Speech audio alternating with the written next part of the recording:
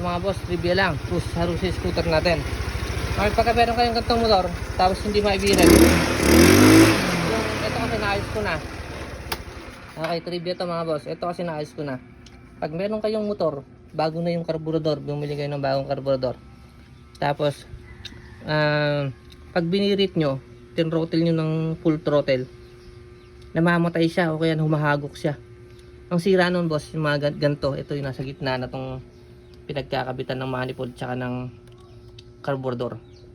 Ayun, sana mapanood nyo tong aking video para matutunan nyo ang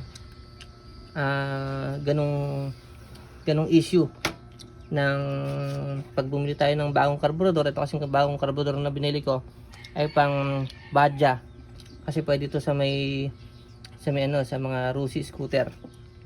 Okay, ito lang ang palitan nyo. Kagana na yan. Okay, tanggalin nyo yung ganito.